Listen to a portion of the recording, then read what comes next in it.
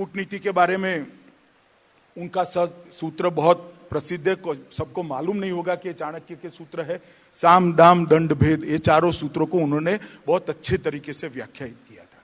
इसकी प्रायोरिटी भी तय कर दी है, साम दाम दंड और भेद, ये चारों की प्रायोरिटी तय कर वो गए हैं, लिख कर गए हैं और ये चारों को बहुत अच्छे तरह से व्याख्यायित किया है। मगर एक उन्होंने वहां पर फुटनोट लगा दी है, साम नाम दंड भेद ये अमात्य ने करने चाहिए, परंतु राजा के लिए नहीं, राज्य के लिए, व्यक्ति को टिकाने के लिए, व्यक्ति को यशस्वी बनाने के लिए नहीं करने चाहिए, राष्ट्र को करना चाहिए। तब उसके साथ एक संवाद है, जब उन्होंने कुछ उन पर आरोप लगा कि कुछ गणराज्यों के नेताओं का उन्होंने हत्या करा दिया, तो कुछ पांडुलिपियों में चाणक्य और उनके शिष्यों का संवाद लिखा हुआ है। उसमें एक जगह एक शिष्य ने पूछा कि गुरुदेव, आप पर आरोप लगते हैं कि आपने इतने सारे लोगों की हत्या करा दी। उसमें साहस नहीं था कहने की करा दी है, मगर उसने कहा आरोप लगाए, तो ये सत्य है क्या? तो उन्होंने कहा देश के लिए हजारों सत्यों को बुनकर सत्य की रस्सी बनाता है, उससे बड़ा सत्यवादी कोई हो नहीं सकता।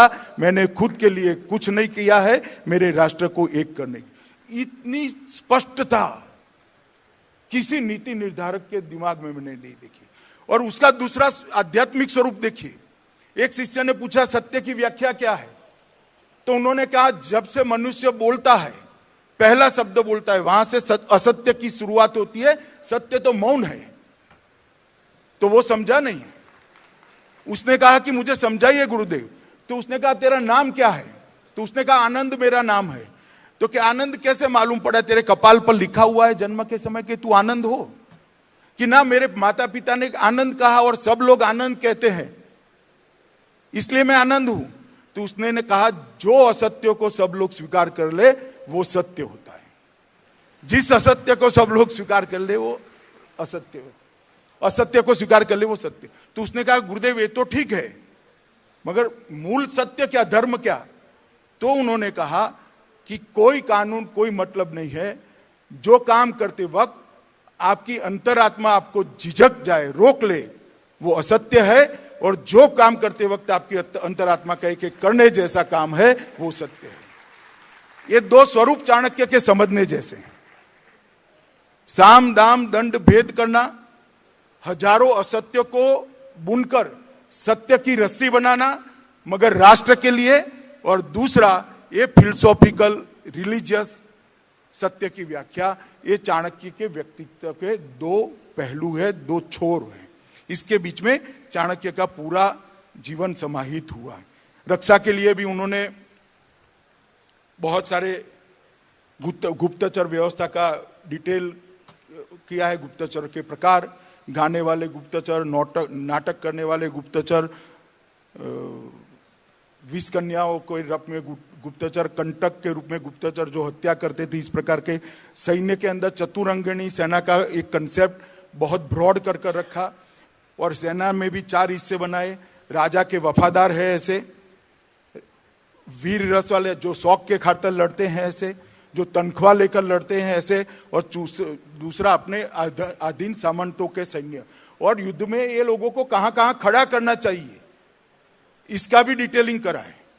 इतनी बृहद रक्षा की बारे में, हालांकि है उस कालखंड में, आज हाथी की बात करना कोई रिलेवेंसी नहीं है, परंतु उस जमाने में रक्षा पर इतना सारा चिंतन किसी ने नहीं किया था।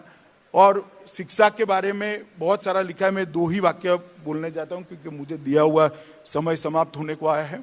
शिक्षा के बारे में मैं 2 ही बात कहता हूं। उन्होंने कहा था शिक्षा का उद्देश्य क्या होना चाहिए, तो राज्य के हर नागरिक को सर्वज्ञ बनाने का उद्देश्य होना चाहिए। उन्होंने अभ्यासक्रम पर नहीं गए, इसको बीए बनाओ, बीकॉम बनाओ, सीए बनाओ, डॉक्टर बनाओ, ऐसे नहीं गए। सर्वज्ञ बनाने की उद्देश्य से शिक्षा होनी चाहिए। व्यक्ति के अंदर जितने भी गुण पड़े हैं वो सबको प्लेटफॉर्म देना, उसको बाहर लाने की व्यवस्था करना, वो शिक्षा का अभ्यासक्रम का काम है। और शिक्षा कैसे चलानी चाहिए उसके लिए एक वाक्य, ये राज्याश्रित शिक्षा नहीं होनी चाहिए, लोगों के द्वारा शिक्षा का पूरा तंत्र चलना चाहिए, राज्य के आश्रय से शिक्षा नहीं चलनी चाहिए। ये दो मूल बिंदुओं के, शिक्षा का उद्देश्य और शिक्षा कैसे चलनी चाहिए, इसके बीच में 27 सूत्रों में उन्होंने शिक्षा पर बहुत सारा चाणक्य ने लिखा है, अभी समय नहीं है। एक और बात मैं बताना चाहता हूं मित्रों, जब सेल्यूकस को चंद्रगुप्त ने हरा दिया, उस वक्त धनानंद के जो महामात्य थे पंडित कात्यायन, जिसको पॉपुलर भाषा में सब राक्षस कहते हैं, राक्षस चंद्रगुप्त के महामात्य बन चुके थे। आर्य चाणक्य महामात्य नहीं थे, मगर अभी मगध छोड़ा नहीं था। तो पंडित कात्यायन ने तक्षशिला में आचार्य चाणक्य को कहा कि देव, अब हम यहां तक जीत गए, सेल्यूकस परास्त हो गया, यहां से ग्रीक तक का रास्ता सम्राट सिकंदर के लिए खुला पड़ा है, हमने आगे जाना चाहिए।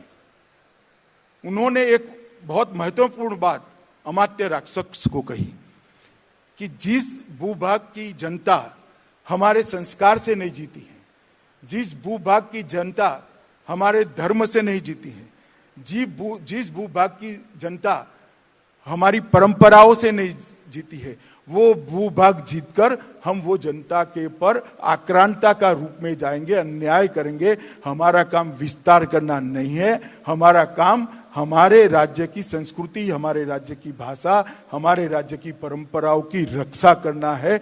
और पहली बार उन्होंने सांस्कृतिक जियो कल्चर मतलब भू सांस्कृतिक राष्ट्र की कल्पना रखी।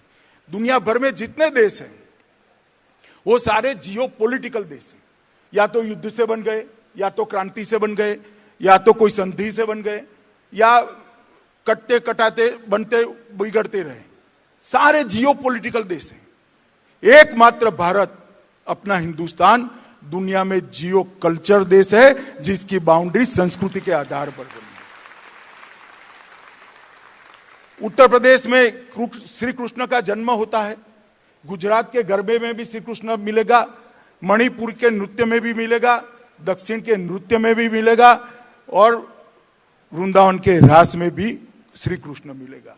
गंगा के लिए कन्याकुमारी में जाओ तो भी गंगा से अभिषेक होना है, गंगा सागर जाओ तो भी गंगा मिलेगी, केदार जाओ तो भी गंगा से अभिषेक करना है, दूर सुदूर मेरे प्रदेश में भगवान सोमनाथ का अभिषेक करना है तो भी गंगा से होगा। हम संस्कृति से बंधे हुए हैं, हम संस्कृति से जुड़े हुए हैं, हमारी देश की सीमाओं को संस्कृति से बनाया गया। इसकी सर्वप्रथम व्याख्या आर्य चाणक्य ने तक्षशिला में जब महामात्य राक्षस को कहा कि जो भूभाग मेरी संस्कृति के आधार पर नहीं जीता है, जो भूभाग मेरे धर्म के आधार पर नहीं जीता है, जो भूभाग की भाषा मेरी भाषा नहीं है, वहां हम जाएंगे तो आक्रांता के रूप में जाएंगे। हमारे राज्य का संरक्षण करने का, संस्कृति का संरक्षण करने का, धर्म और परंपराओं का संरक्षण करने का हमारा अधिकार है।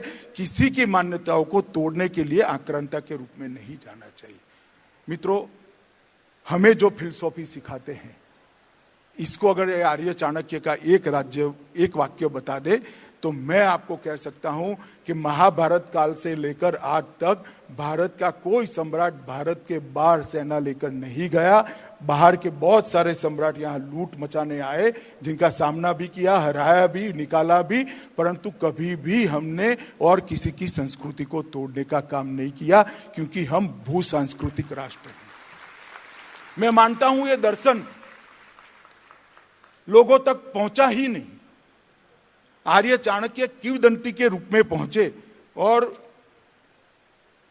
किंवदंती के रूप में ही प्रचलित रहे। बहुत बड़े व्यक्ति थे, बहुत विद्वान व्यक्ति थे, आचार्य थे, शिक्षक होकर धनानंद को साम्राज्य गिरा दिया, सेल्यूकस को रोक दिया, ये सारी चीजें। मगर उनका जो कंट्रीब्यूशन है, अनेक प्रकार के ग्रंथों की रचना करना, अनेक प्रकार की विधाओं में निपुणता कैसे आए, इस प्रकार से करना, हर जीवन के हर पहलू पर आर्य चाणक्य ने लिखा है।